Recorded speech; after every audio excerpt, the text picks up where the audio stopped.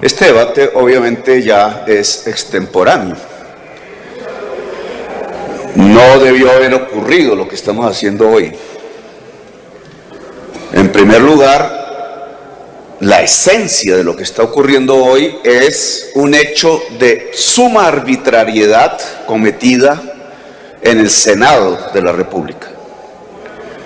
Romper las reglas de juego democráticas, popularmente le llaman ahora a eso la jugadita.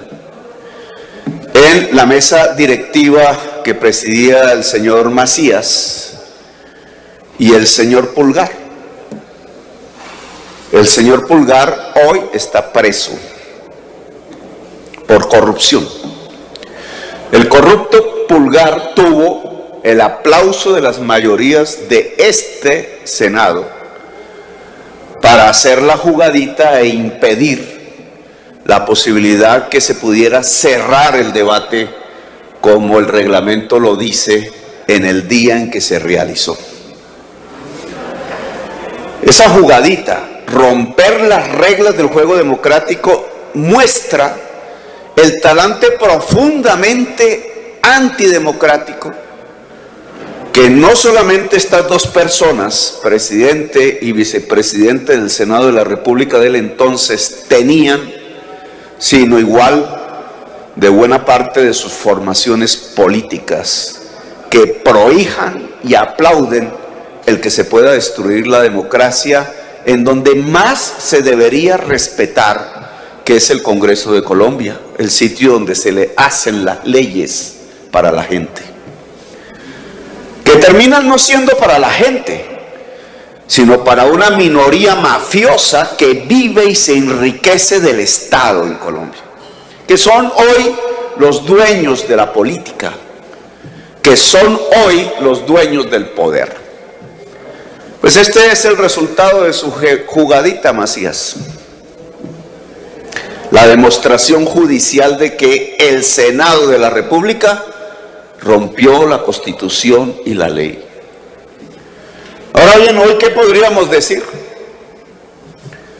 Valorar, porque creo no se trata de repetir el debate, aunque creo que ese fue el formato que la mesa directiva actual quiso hacer, sino más bien de evaluar con el paso del tiempo, desde el día en que se hizo ese debate, qué sucedió. Creo que sería más ejemplarizante y pedagógico para la sociedad colombiana que nos escucha. ¿Qué sucedió? Que teníamos razón, que la Fiscalía General de la Nación iba a generar un manto de impunidad sobre uno de los hechos, quizás el más corrupto de la historia contemporánea del Estado colombiano. Como había sucedido en toda América Latina, la corrupción golpeó las esferas del poder político, no la golpeó, la compró. Los sobornos llegaron, como en toda América Latina, a la cúspide de la dirigencia política nacional tradicional de Colombia. Lo que hizo la Fiscalía fue dirigir la investigación a través del principio de oportunidad a quienes habían pagado los sobornos. 50 millones de dólares, 150.000 millones de pesos, que era más que los actuales 70.000 millones de pesos que la ministra Abudinen terminó dejando perder en el Ministerio de Telecomunicaciones. 50 millones de dólares en sobornos. Los que los entregaron están presos o investigados. La mayoría no está, incluso en prisión, pero nunca se supo, y he aquí el carácter de la impunidad, quiénes recibieron los sobornos. Eso se silenció, la investigación no llegó hasta allá. El fiscal general de la Nación se encargó de que no llegara hasta allá. Néstor Humberto Martínez, aquí lo ha dicho el senador Robledo, estaba en curso en las firmas, en el interés que buscaba la impunidad. No solamente porque era el abogado de Navenal o de Odebrecht y su socio Luis Carlos Sarmiento, que hoy ante la justicia, los dos hombres de los más ricos de América, que se asocian para hacer esa carretera, la Ruta del Sol 2, ahora uno engañó al otro. Ese es el método de la investigación judicial, muy similar a lo que acontece con Mintic, muy similar a lo que acontece con la ejecución extrajudicial de 6.402 jóvenes en Colombia. No, es que me engañaron. Pues aquí pareciera que Odebrecht engañó a Luis Carlos Sarmiento Angulo, porque Odebrecht está preso y Luis Carlos Sarmiento Angulo, su socio, no. ¿Cómo iba a estar preso Luis Carlos Sarmiento Angulo? Además, por su edad no debería estarlo. Pero ¿cómo iba a estarlo preso si su propio abogado era el fiscal general de la nación, que fue nominado por el presidente Santos con el apoyo del expresidente Uribe para construir este manto de impunidad? ¿Cómo iba a ser juzgado siquiera el hombre más rico de Colombia si el mismo fiscal general de la nación se había ganado decenas de millones de pesos en uno de los hechos de corrupción de Odebrecht, en donde se pagaron 3 millones de dólares para el famoso contrato de estabilidad tributaria? Es que Néstor Humberto, el fiscal general de la nación, devengó de allí una comisión de éxito con un dinero que se ganó según el contrato, pero basado en el hecho de que esa comisión de éxito solo la pudo lograr porque Odebrecht o sus funcionarios sobornaron con 3 millones de dólares el Ministerio de Hacienda de la época. Pero no pasa nada, la comisión de acusaciones de este Parlamento, de este Congreso de la República, obviamente no puede ver esos hechos por una y simple razón. El fiscal Néstor Humberto Martínez fue el que garantizó que no se supiera en Colombia quiénes recibieron los 50 millones de dólares que entregó Odebrecht en el país. Que lo recibieron dirigentes del Partido Liberal, que lo recibieron dirigentes del partido de la U, que lo recibieron dirigentes del Partido Cambio Radical, y me temo que los mismos altos responsables ahora del desfalco del Ministerio de Telecomunicaciones por 70.000 millones de dólares. Ese es el costo de la impunidad. Lo hicieron una vez, lo vuelven a repetir y en escala más grande, y así, hasta que depredan el Estado colombiano. Para eso hacen la política, para eso exponen sus candidatos del neoliberalismo más extremo que se puede tener en Colombia. Porque es que ese modo de pensar es el que permite adueñarse del país. Esa es la conclusión a la que podemos llegar hoy extemporáneamente en este final del debate. Lo hicieron, no investigaron. Hoy Néstor Humberto Martínez no es el fiscal general de la nación, pero el que lo sucedió está haciendo lo mismo. La investigación de Odebrecht está congelada porque la decisión política del poder en Colombia es que no se sepa quiénes recibieron los 50 millones de dólares de soborno. En toda América Latina, en países más de derecha que Colombia, si es que puede haber alguno, los sobornados están presos. En el único donde eso no sucede es en Colombia. Si los sobornados estuvieran presos en Colombia, se derrumba el poder político. se derrumba este tipo de régimen, como lo llamaba Álvaro Gómez Hurtado, el régimen de la corrupción, se derrumba. Y el 70% de este Congreso tendría que irse, porque el pueblo colombiano nunca más los volvería a elegir. Esa es la realidad. Por eso nominaron a Néstor Humberto Martínez y por eso este Senado de la República decidió aplaudirlo, generar también el manto de impunidad para que él no fuese investigado. Porque el silencio del Senado de la República es simple y pura complicidad. Porque la mayoría del Senado de la República pertenece al régimen de la corrupción. Y por eso este debate de control político fue cercenado brutalmente por un corrupto que se sentaba en esa silla. Fue cercenado brutalmente por un corrupto, hoy preso. Macías convenientemente abandonó el recinto y permitió que el corrupto acabara con la democracia en el Senado de la República, cercenando brutalmente el debate.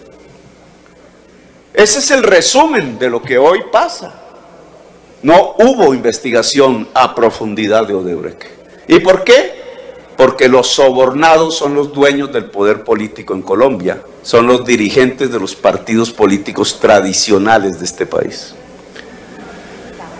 En el lapso de ese debate, la senadora Paloma Valencia, para ocultar los hechos del debate por el cual había sido citado Néstor Humberto, y que era un debate de la oposición,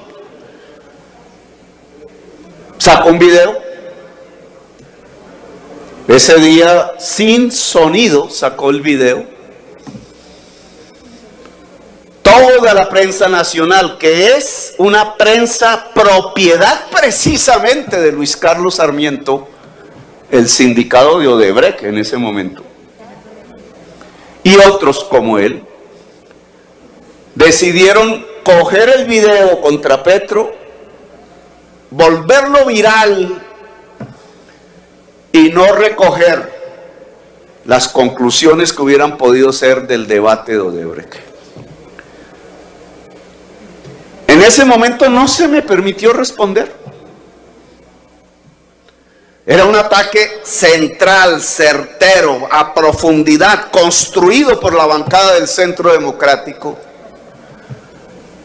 Y había en las normas del código, del reglamento del Congreso, la opción del acusado en ese entonces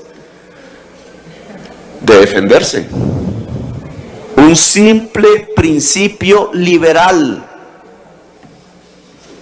Y Macías y Pulgar no quisieron. No me permitieron hablar. Ahora es que me toca, miren, qué paradoja de la vida. En el tiempo transcurrido, para finalizar este debate, puedo hacer derecho a la réplica. Mi derecho parlamentario ante el ataque hecho contra mí en ese debate. Y hoy puedo decirlo con tranquilidad, el tiempo siempre da la razón. El hecho por el cual no se mostró el audio del video fue porque en el audio del video se decía qué significaban esas imágenes. Que la Corte Suprema de Justicia investigó a fondo 20 millones de pesos, no 70.000 millones de pesos, no 50 millones de dólares de sobornos, 20 millones de pesos que el exnovio de la mamá de Paloma Valencia nos había entregado para financiar mi campaña política y que estaban registrados en la campaña. Dineros legales desde el origen hasta su destinación. Fue lo que encontró la Corte Suprema de Justicia. Claro, ya la prensa de Luis Carlos Sarmiento no salió a decir qué era lo que había pasado. ¿Cómo así? Que la máxima instancia penal determina que eran 20 millones de pesos, que era una transferencia legal, que provenían del exnovio de la mamá de la senadora Paloma Valencia, y que la misma senadora Paloma Valencia había usado para inferir que yo era uno de los sobornados de Odebrecht, cuando yo fui el que lo denuncié en julio del 2010. Bueno, puedo decirlo ahora, ya no con mi derecho a la réplica de ese entonces, al que tenía la posibilidad de hacer, sino con un fallo de una sentencia de la Corte Suprema de Justicia respaldándome. Pero aquí habría que hacer un análisis, me parece que pertinente, sobre cómo fue que la Fiscalía pudo construir técnicamente la impunidad del caso Odebrecht. Eso no lo podíamos hacer en el debate, porque el debate era para que hicieran la investigación. Pero pasado, ya no recuerdo cuánto tiempo, 1 año, 2 años. 2 años de ese debate, miren ustedes qué arbitrariedad la que se cometió, cerrando un debate 2 años. Después, permitiéndome mi derecho de réplica 2 años después, demócratas, Macías. Hoy podríamos evaluar, bueno, y en estos 2 años desde ese debate, cómo fue que construyeron el manto de la impunidad. Y yo diría que el instrumento básico para esa impunidad, contrario a lo que se buscaba en la ley, es el principio de oportunidad. El principio de oportunidad es un sistema que creó la ley colombiana, este Congreso, para que un delincuente, confesando las cabezas de la organización a la que pertenece, pueda ayudar a la justicia a desmantelar la organización criminal y a cambio de ello recibe un beneficio jurídico. Se configura una transacción entre fiscales, funcionarios públicos y ahora jueces con el delincuente. Una transacción, verdad a cambio de beneficio jurídico. Pero lo que viene sucediendo en la Fiscalía es que cuando las investigaciones tocan con personas del poder político, el principio de oportunidad se usa al revés. Se convierte en un poder extorsionador del fiscal sobre el delincuente para que el delincuente no diga toda la verdad, y a cambio de eso le otorgan el principio de oportunidad.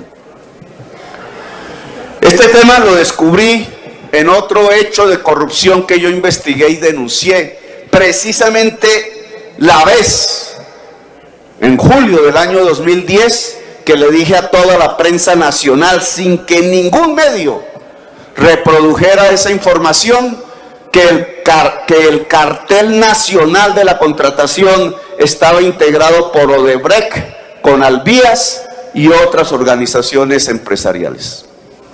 Nunca la prensa mencionó eso. Pues bien, en mi denuncia sobre el cartel de la contratación de Bogotá, que allí sí la prensa mencionaba muchísimo a Samuel Moreno Rojas, a Iván Moreno Rojas, a Emilio Tapias, que yo mismo denuncié y develé, hoy metido en el robo de los 70.000 millones de pesos de Mintic, al grupo Nule. Nunca mencionó, a pesar que había dicho que estos eran apenas un puente hacia otra realidad que consistía en que no solamente un grupo se había apropiado del Estado a nivel distrital, sino que había un grupo más poderoso que se había apropiado de la contratación a nivel nacional. Ese pedacito me lo censuraron.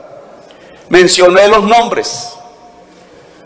Hoy podríamos decir, después de la investigación, que, por ejemplo, la avenida 26, Jorge Eliezer Gaitán se llama, que fue desfalcada, me tocó a mí terminarla, por 140.000 millones de pesos. no fue desfalcada por el grupo Nule, como repetía una y otra vez la prensa.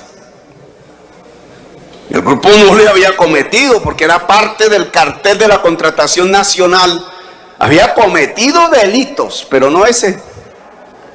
Porque lo que hicieron a través de la prensa fue buscar la presión para que el grupo Nule cediera el contrato, y el que se robó la plata fue el que se quedó con el contrato, no recuerdo la palabra técnica, cesionario, cedente creo que es. Lo que hizo Samuel Moreno Rojas fue obligar a ceder el contrato para que el que quedara con el contrato ahí sí les pagara la coima de dineros del distrito.